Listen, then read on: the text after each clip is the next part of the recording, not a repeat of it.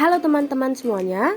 Di sini kami akan membahas bab 4 mengenai Indonesia dari masa kemerdekaan hingga masa reformasi dengan guru pembimbing Dr. Putu Eka Juliana Jaya, SE MSI.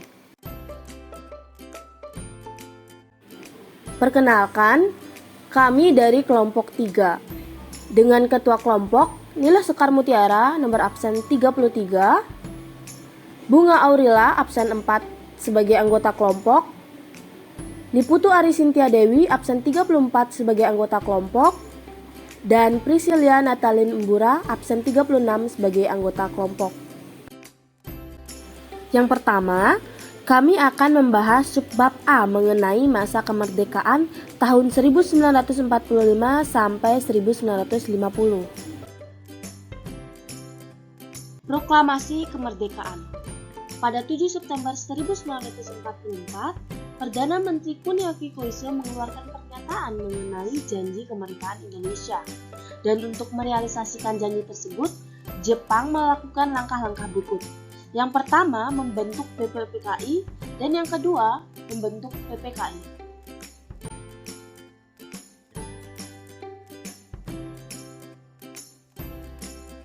Badan Penyelidik Usaha-Usaha Persiapan Kemerdekaan Indonesia atau BPPKI dibentuk pada 1 Maret 1945 oleh Letnan Jenderal Kumakichi Harada yang diketuai oleh Raciman Wedodiningrat. BPPKI melaksanakan sidang sebanyak 2 kali, di mana sidang pertama berlangsung pada 29 Mei sampai 1 Juni 1945 membahas rumusan dasar negara, dan sidang kedua berlangsung pada 10 sampai 16 Juli 1945 membahas rancangan Undang-Undang Dasar Negara Indonesia. Setelah BPPKI dibubarkan, pada tanggal 7 Agustus 1945 dibentuklah Panitia Persiapan Kemerdekaan Indonesia atau yang disebut PPKI yang diketuai oleh Soekarno dan Muhammad Hatta sebagai wakil ketua. Tugas PPKI yaitu mempersiapkan segala sesuatu yang berkaitan dengan pelaksanaan kemerdekaan atau pemindahan kekuasaan dari Jepang kepada Indonesia dan bertugas mempersiapkan segala sesuatu yang mencakup masalah ketatanegaraan setelah Indonesia merdeka.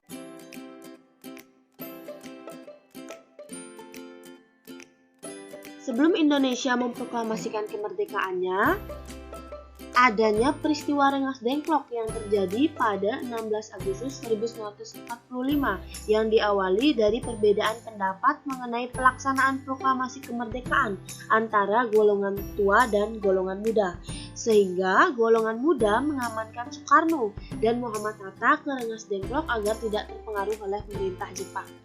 Nah, dalam proses perumusan naskah proklamasi ini dilakukan di kediaman Laksamana Tadashi Maeda yang dirancang oleh golongan tua yaitu Soekarno, Muhammad Hatta, dan Ahmad Subarjo.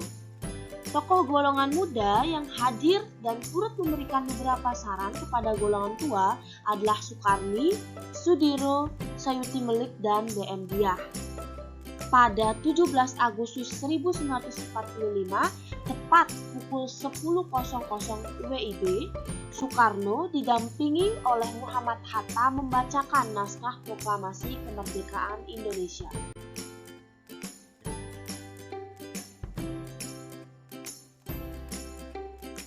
Terbentuknya Negara Kesatuan Republik Indonesia. Pada saat proklamasi kemerdekaan Republik Indonesia tanggal 17 Agustus 1945, Indonesia belum memiliki kepala pemerintahan dan sistem administrasi wilayah yang jelas, sehingga dibentuklah kelengkapan pemerintahan dengan tujuan agar pembangunan dapat berlangsung dengan baik. PPKI segera menyelenggarakan rapat-rapat yang menghasilkan beberapa keputusan penting sebagai berikut. Pertama, pengesahan UUD 1945. Kedua, pemilihan presiden dan wakil presiden. Ketiga, pembagian wilayah Indonesia. Keempat, pembentukan kementerian. Yang kelima, pembentukan Komite Nasional Indonesia Pusat atau KNIP. Dan yang terakhir, membentuk kekuatan pertahanan dan keamanan.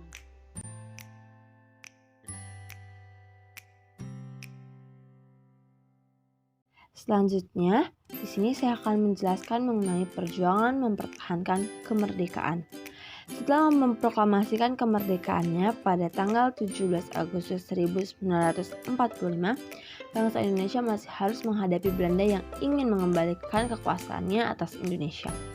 Dalam mempertahankan kemerdekaannya, bangsa Indonesia melakukan berbagai upaya, yaitu dengan dua cara diplomasi dan cara perjuangan fisik atau perjuangan bersenjata.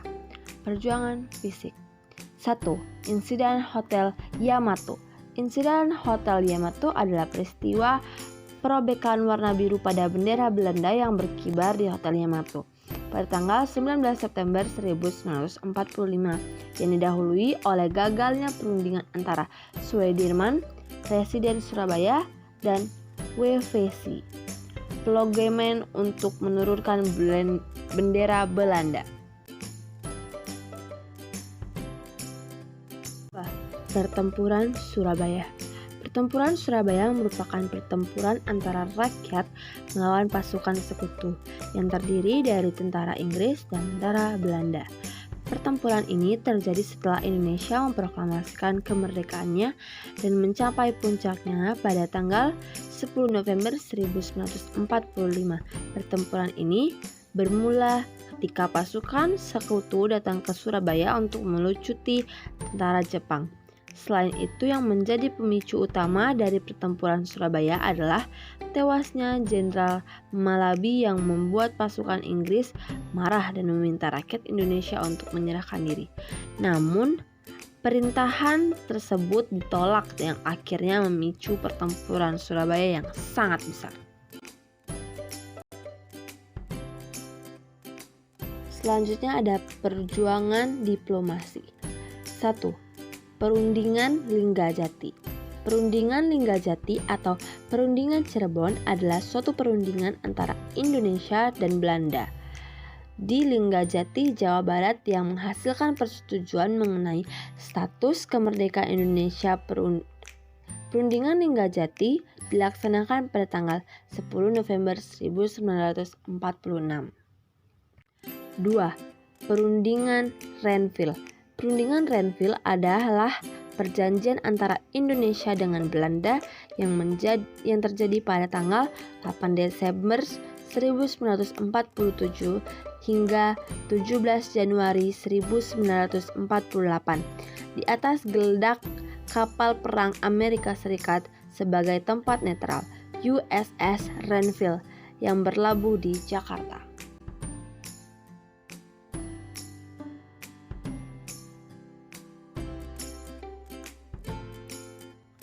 Perundingan Roem-Royen. Perjanjian Roem-Royen adalah sebuah perjanjian antara Indonesia dengan Belanda yang dimulai pada tanggal 17 April 1945 dan akhirnya ditandatangani pada tanggal 7 Mei 1949 di Hotel Des Indes, Jakarta. Namanya diambil dari kedua pemimpin delegasi, Muhammad Roem dan Herman van Royjen. 4. Konvensi Meja Bundar. Konferensi Meja Bundar adalah sebuah pertemuan yang dilaksanakan di Haag, Belanda pada tanggal 23 Agustus hingga 2 November 1949. Konvensi Meja Bundar merupakan tindak lanjut dari perundingan-perundingan sebelumnya.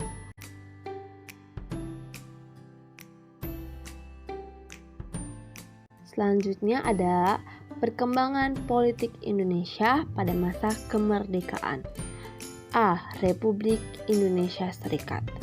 Republik Indonesia Serikat adalah sebuah negara federal yang berumur pendek di mana Belanda secara resmi menyerahkan kedaulatan Hindia Belanda pada 27 Desember 1949 setelah Konvensi Meja Bundar Belanda Indonesia. Pengalihan ini mengakhiri konflik 4 tahun antara nasionalis Indonesia dan Belanda untuk mengusai Indonesia. B. Kembali menjadi negara kesatuan Republik Indonesia.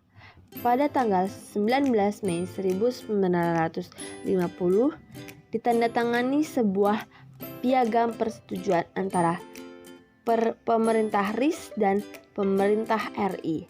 Piagam itu menyatakan kedua pihak dalam waktu singkat akan bersama-sama melaksanakan pembentukan negara kesatuan. RIS pun bubar dan berganti menjadi Republik Indonesia pada tanggal 17 Agustus 1950. Bersamaan dengan itu, Kabinet RIS yang dipimpin oleh Hatta mengakhiri masa tugasnya. C. Gangguan keamanan. 1. Pemberontakan PKI Madiun 1948. Pemberontakan Partai Komunis Indonesia atau PKI di Madiun pada tanggal 18 September 1948. Pemberontakan ini dipimpin oleh Musso. Tujuan utamanya adalah mendirikan negara Soviet Indonesia yang berideologi komunis. Dengan kata lain, pemberontakan tersebut mengganti Pancasila dengan paham komunis. Pemberontakan ini pada akhirnya dapat digagalkan. Pemberontakan DI atau TII, Darul Islam Tentara Islam Indonesia. Pemberontakan Darul Islam atau Tentara Islam Indonesia dipimpin oleh Sekar Marijan Kartosuwiryo. Pemberontakan ini ditandai dengan didirikannya Negara Islam Indonesia atau NII oleh Kartosuwiryo pada tanggal 7 Agustus 1949. Tujuan utama didirikannya NII adalah untuk mengganti Pancasila sebagai dasar negara dengan syariat Islam. Tetapi gerakannya bertentangan dengan ajaran Islam sebenarnya. Mereka melakukan perusakan dan pembakaran rumah-rumah penduduk, pembongkaran jalan-jalan kereta api, perampasan harta benda milik penduduk, serta melakukan penganiayaan terhadap penduduk. Upaya penumpasan pemberontakan ini memakan waktu yang cukup lama. Kartosuwiryo bersama para pengikutnya baru bisa ditangkap pada tanggal 4 Juni 1962. 5. Perkembangan ekonomi Indonesia pada masa kemerdekaan. A. Permasalahan inflasi. Inflasi yang secara umum dapat diartikan sebagai fenomena dalam ranah ekonomi, di mana jumlah uang yang beredar lebih banyak daripada yang dibutuhkan. Di awal kemerdekaan, RI pernah mengalami inflasi yang turut memperparah kondisi krisis ekonomi akibat blokade dagang yang dilakukan oleh Belanda. Inflasi pada awal kemerdekaan disebabkan oleh mata uang Jepang yang beredar di masyarakat tidak bisa dikendalikan oleh pemerintah. B. Blokade laut. Blokade laut yang dilakukan oleh Belanda pada negara Indonesia dimulai pada bulan November 1945. Blokade ini adalah pemerintah Belanda menutup pintu keluar masuk perdagangan Indonesia. Akibatnya, barang-barang dagangan milik Indonesia tidak dapat diekspor dan Indonesia tidak dapat memperoleh barang-barang impor yang sangat dibutuhkan oleh rakyat Indonesia. Alasan pemerintah Belanda melakukan blokade laut, yang pertama untuk mencegah masuknya senjata dan peralatan militer ke Indonesia. Yang kedua, mencegah keluarnya hasil perkebunan milik Belanda dan milik asing lainnya. Yang ketiga, melindungi bangsa Indonesia dari tindakan-tindakan yang dilakukan oleh orang bukan Indonesia.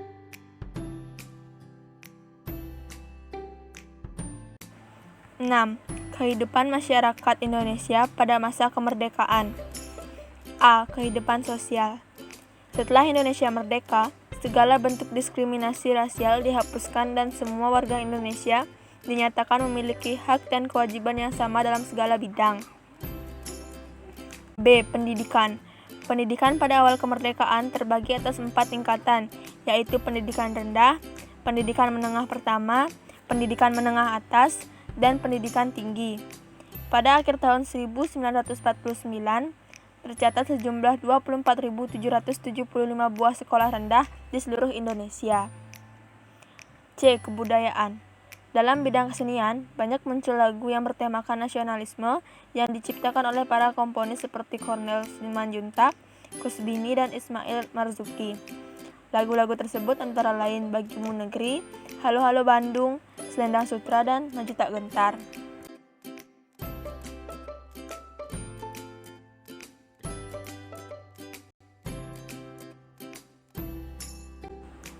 B. Masa demokrasi parlementer 1950 sampai 1959. 1. Perkembangan politik. A. Sistem pemerintahan. Sistem pemerintahan negara menurut UUD sementara 1950 adalah sistem parlementer, di mana kabinet disusun menurut perimbangan kekuatan kepartaian dalam parlemen. Presiden hanya sebagai lambang kesatuan saja, sedangkan yang memimpin pemerintahan secara langsung adalah Perdana Menteri. Dalam sistem ini, parlemen sangat berkuasa. Apabila kabinet dipandang tidak mampu menjalankan tugas, maka parlemen segera membubarkannya. B. Sistem kepartaian. Sistem kepartaian yang dianut pada masa ini adalah sistem multipartai, yaitu suatu sistem kepartaian yang memiliki banyak partai politik, sehingga banyaknya partai politik yang ikut serta dalam pemerintahan menyebabkan persaingan antar partai. Seringnya, pergantian kabinet membuat kabinet tidak berumur panjang, sehingga program-programnya tidak bisa berjalan sebagaimana mestinya dan menyebabkan stabilitas politik, sosial, ekonomi, serta keamanan terganggu.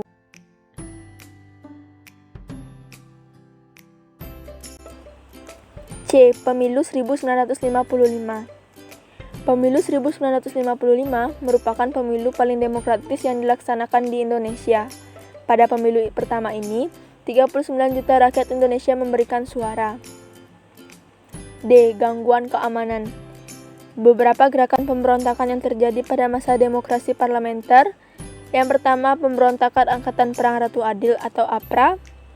Angkatan Perang Ratu Adil merupakan milisi yang didirikan oleh Kapten Kenil Raymond Westerling pada tanggal 15 Januari 1949.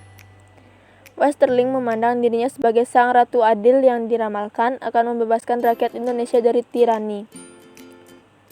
Westerling bersekongkol dengan Sultan Hamid II, berusaha mempertahankan negara federasi yang dibentuk Belanda untuk melawan negara kesatuan Republik Indonesia yang dipimpin oleh Soekarno-Hatta.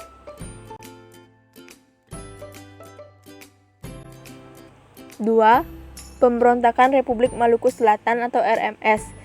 Republik Maluku Selatan atau RMS merupakan sebuah gerakan separatisme yang dipimpin oleh Christian Robert Stephen Soumkil pada tanggal 25 April 1950 dengan tujuan membentuk negara sendiri. 3. Pemberontakan Andi Aziz. Pemberontakan Andi Aziz terjadi pada 5 April 1950. Peristiwa ini berasal dari tuntutan Kapten Andi Aziz dan pasukannya terhadap pemerintah Indonesia agar hanya mereka yang dijadikan sebagai pasukan keamanan untuk mengamankan situasi di Makassar.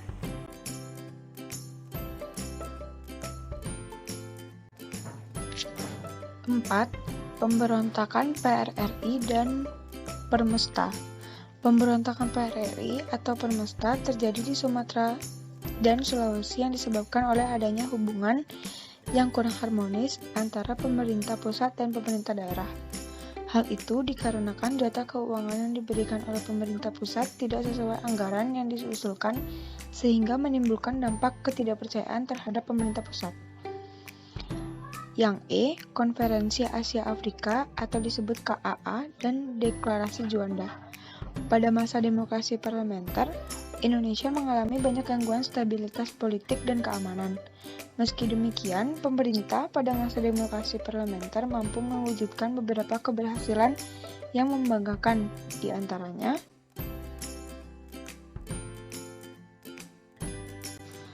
ada dua, yaitu penyelenggara Konferensi Asia Afrika atau disebut KAA. KAA diselenggarakan pada tanggal 18 sampai 20 April 1955 di Bandung.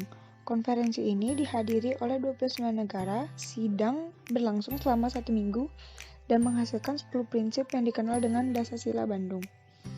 Dan yang kedua, Deklarasi Juanda. Deklarasi Juanda dicetuskan pada tanggal 13 Desember 1957 oleh Perdana Menteri Indonesia pada saat itu Juanda Kertawijaya. Adalah deklarasi yang menyatakan kepada dunia bahwa Laut Indonesia adalah termasuk laut sekitar, di antara dan di dalam Kepulauan Indonesia menjadi satu kesatuan wilayah NKRI.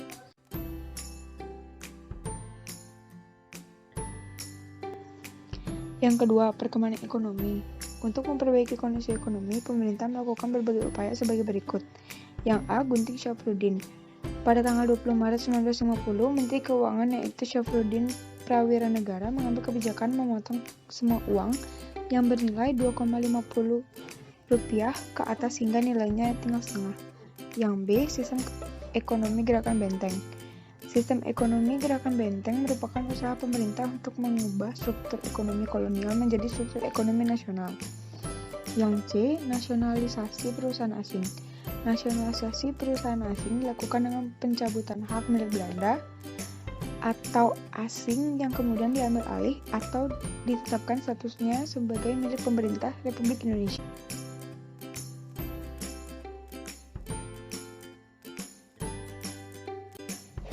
Yang D. Finansial ekonomi atau disebut dengan FINEP. Pada masa Kabinet Burhanuddin Harahap, Indonesia mengirim delegasi ke Belanda untuk merundingkan masalah finansial ekonomi atau yang disebut dengan FINEP. Dan yang terakhir, E. Rencana Pembangunan 5 tahun atau disebut RPLT.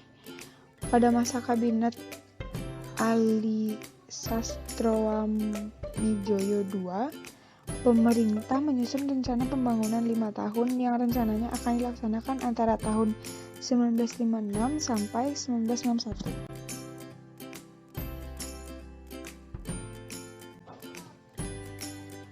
Yang ketiga, kehidupan masyarakat Indonesia pada masa demokrasi parlementer. Yang A. Kehidupan sosial. Kehidupan sosial masyarakat Indonesia pada masa demokrasi parlementer banyak dipengaruhi oleh gejolak politik dan permasalahan ekonomi. Gejala politik menyebabkan munculnya gangguan keamanan di berbagai tempat dan upaya memperbaiki ekonomi yang tidak berjalan lancar menyebabkan peningkatan angka kemiskinan dan pengangguran. Yang B. Pendidikan. Pada tahun 1950, diadakan pengalihan masalah pendidikan dari pemerintah Belanda kepada pemerintahan RIS atau disebut dengan Republik Indonesia Serikat. Kemudian disusunlah suatu konsepsi pendidikan yang menitik beratkan kepada spesialisasi, sebab menurut Menteri Pendidikan pada saat itu, bangsa Indonesia sangat tertinggal dalam pengetahuan teknik yang sangat dibutuhkan oleh dunia modern. Menurut garis besar konsepsi tersebut, pendidikan umum dan pendidikan teknik dilaksanakan dengan perbandingan 3:1.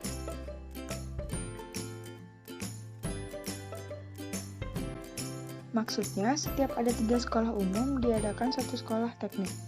Pada masa demokrasi parlementer, didirikan beberapa universitas baru. Di antaranya adalah Universitas Andalas di Padang, Universitas Sumatera Utara di Medan, Universitas Indonesia di Jakarta, Universitas Pajajaran di Bandung, Universitas Airlangga di Surabaya, dan Universitas Hasanuddin di Makassar. Dan yang terakhir, C. Kesenian. Dalam bidang kesenian, muncul berbagai organisasi seni lukis, seperti Organisasi Pelukis Indonesia atau disebut dengan PEI, dan Gabungan Pelukis Indonesia atau disebut dengan GBI. Selain itu, berdiri pula Akademi Seni Rupa Indonesia atau yang disebut dengan ASRI di Yogyakarta. Sekian presentasi kami dari kelompok 3. Kami ucapkan terima kasih.